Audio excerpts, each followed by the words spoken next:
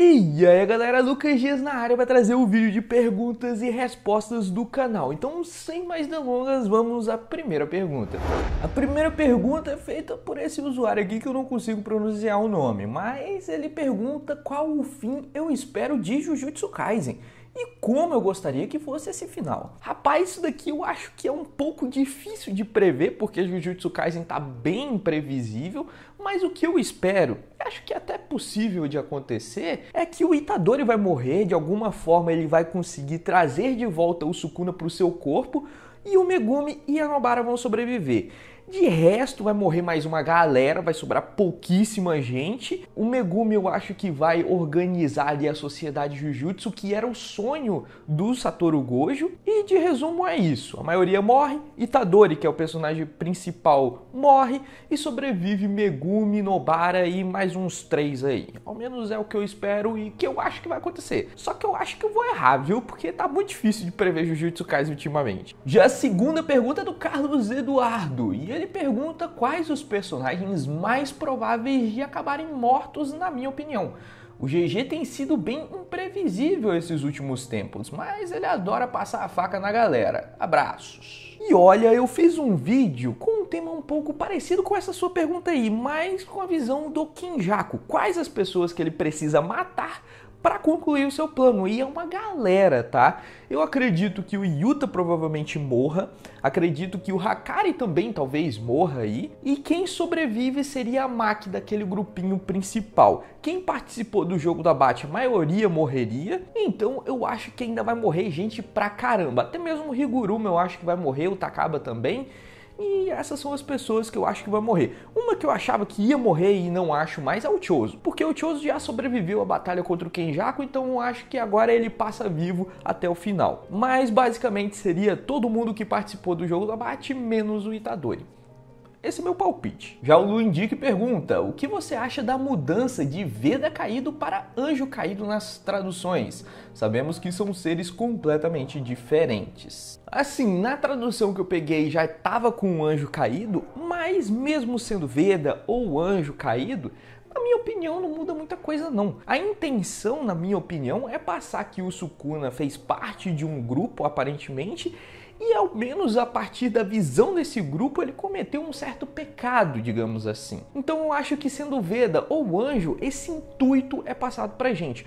Com o anjo, que tá mais associado à nossa cultura, a galera entende mais. Então eu acho que foi com esse intuito que eles mudaram para anjo. Mas o sentido aí de que ele é alguém que não é aceito por aquele grupo, que fez alguma coisa contra aquele grupo, ainda está em pé, independentemente da tradução. Então, na minha opinião, é mais ou menos isso daí. Não faz tanta diferença assim pra gente de interpretar o que o Sukuna é pra essa galera. Agora a pergunta do Zaito. O que você acharia se o Toji estivesse no jogo do abate?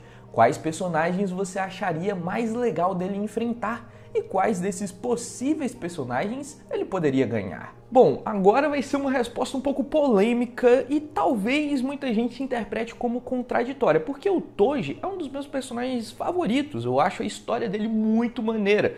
Só que ao mesmo tempo eu prefiro que a Maki esteja no jogo do abate do que o Toji. Isso porque a personalidade do Toji é meio deprimente, ele é deprimido. Então ele participar do jogo do abate assim e ser ativo, eu não consigo imaginar tanto. Eu acho que ele estaria mais na dele. Por isso que eu acho que ele não lutaria tanto assim com a galera, a não ser que pagassem pra ele alguma coisa ou fosse alguma questão pessoal ali. Ele lutar para ajudar os outros como a Maki fez, eu acho que ele não faria tanto não. E em questão de nível de poder, a Maki é algo parecido com o Toji, então não tem tanta diferença assim. Se você me perguntar quem ele poderia ganhar, é a mesma coisa, mais ou menos, de quem a Maki poderia ganhar hoje, tá? Depois dela transcender na sua luta contra o Naoya. O poder deles estão equiparados. Não estou dizendo que a Maki é mais forte ou igual, mas é parecido, tá? Então, na minha opinião, eu prefiro até mesmo a Maki porque ela é mais ativa e tem um poder parecido. E quem o Toji poderia ganhar é basicamente quem a Maki também poderia ganhar. Agora a pergunta do Demetrius. GG Akutami pretendia acabar Jujutsu no final de 2023, mas quando você realmente acha que Jujutsu Kaisen vai chegar ao seu final? Bom, essa daqui é uma pergunta assim, muito de opinião pessoal mesmo. Como ele tem feito pausas regulares, eu acredito que mais ou menos no meio do ano que vem,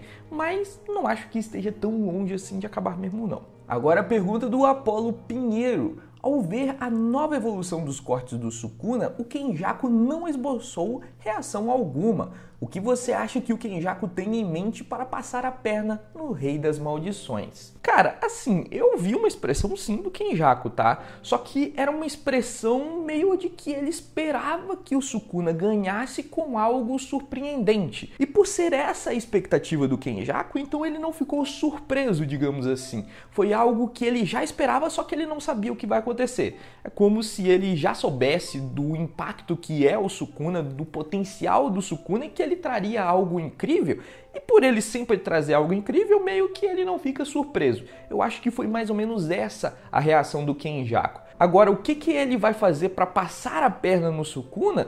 Tudo tá levando a crer que o Kenjaku é mesmo um cientista louco. Então vai depender do plano dele. Se o plano dele necessitar dele passar a perna no Sukuna de alguma forma, então talvez ele passe mais pra frente, mas eu acredito que não, tá? Ele só quer mesmo trazer esse bichão aí à tona, que é o objetivo de vida dele, transcender a galera, e eu acho mais fácil o Sukuna passar a perna nele, porque o Kenjaku tá focado nesse objetivo.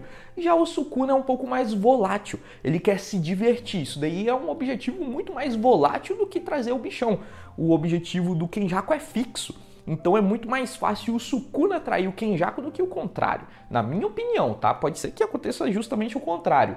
Mas na minha opinião, é mais fácil o Sukuna, vendo ali que o objetivo já foi concluído, ele trair o Kenjaku, do que o Kenjaku precisar trair o Sukuna para concluir o seu plano. Ao menos é isso que eu acho que vai acontecer. Olha só, agora temos uma pergunta de um Ackerman. Você acredita que o Itadori se adaptou ao desmantelar? Pois naquela cena contra o Sukuna, quando o Sukuna trocou de corpo com o Megumi, ele conseguiu suportar aos cortes. E cara, não se adaptou aos cortes do Sukuna, na minha opinião. Na realidade, ele só resistiu por dois fatores. Primeiro, que o Itadori é naturalmente mais resistente do que a galera normal, porque ele tem um corpo diferenciado. E segundo, porque o Megumi estava interferindo. O que o Megumi estava fazendo ali era diminuindo e muito a potência dos cortes do Sukuna. Por isso que ele não estava conseguindo passar o corpo do Itadori. Lembrando que o Itadori estava com muita energia amaldiçoada naquela hora e ele naturalmente tem um corpo mais resistente. Isso, somado ao fato de que o Megumi estava diminuindo e muito a liberação de energia do Sukuna, fez com que o Sukuna não conseguisse cortar o Itadori. Então ele não se adaptou, ele simplesmente ali ficou resistente. Não tem como o Itadori se adaptar a isso até onde a gente saiba. Então basicamente o resultado ali foi que o Sukuna tentou cortar algo e não conseguiu. E é isso. Já o Gabriel manda uma pergunta sobre Chainsaw Man. Por que você nunca mais fez análise do mangá de Chainsaw Man? E olha, isso daqui tem duas justificativas, tá? A primeira é porque, na minha opinião, o mangá deu uma queda assim vertiginosa. Tá bem chata essa parte. Ele introduziu muita gente nova, deixou o personagem principal de lado, acabou introduzindo um novo personagem principal, e esse personagem principal não tá tão cativante quanto o Denji, então tá muito chato na minha opinião. Talvez mais pra frente volte a ficar um pouco mais legal, e aí talvez eu volte a falar um pouco mais de Chainsaw Man. E a segunda coisa e principal é que a galera não tava vendo, pô. Se a galera não tá vendo, então eu paro de fazer, porque não adianta fazer vídeos aqui para meia dúzia de pessoas. Então por esses dois motivos que eu parei de fazer um pouco a análise de Chainsaw Man aqui no canal. Já a pergunta do Guilherme Vieira é: sempre fico com essa dúvida na cabeça. Sukuna ainda é um feiticeiro humano ou ele morreu, transcendeu e voltou como maldição? A mesma dúvida vale para o Tengen. Bom, a resposta mais certeira para essa pergunta é que a gente ainda não sabe. A gente não sabe qual é o passado do Sukuna. Tudo o que a gente sabe é relatos que a gente tem, principalmente do próprio autor, GG Akutami, dizendo que ele era humano e quando ele ainda era humano, ele já era considerado o rei das maldições. Essa é a frase do próprio GG Akutami. Aí vem interpretações em cima dessa frase. Se ele foi humano, então ele já teve ali um corpo talvez normal. E como o GG Akutami usou a palavra ainda, então tem a interpretação de que em algum momento ele se transformou em maldição.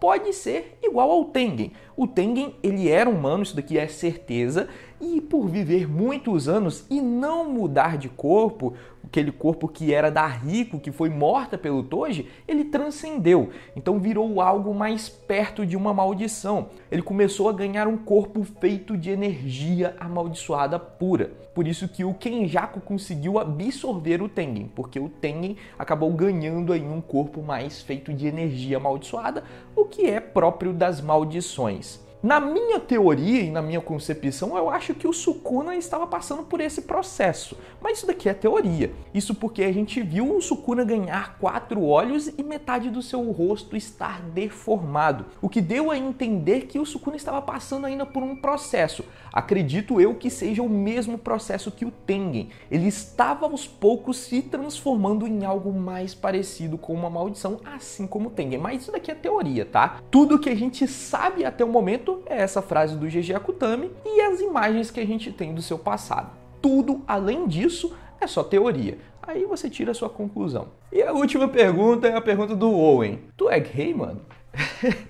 E eu só peguei essa pergunta aqui para falar para vocês que quem me segue no Instagram sabe a resposta. Então me segue lá no Instagram. Eu vou ficando por aqui e a gente se vê no próximo vídeo. Se eu não respondi sua pergunta e você não recebeu tanto like assim, que são as perguntas que eu pego para responder, então na próxima vez, provavelmente na próxima vez que o mangá entrar de hiato, eu tenho a chance de responder a sua pergunta, beleza? Eu no mais vou ficando por aqui e a gente se vê no próximo conteúdo. Valeu!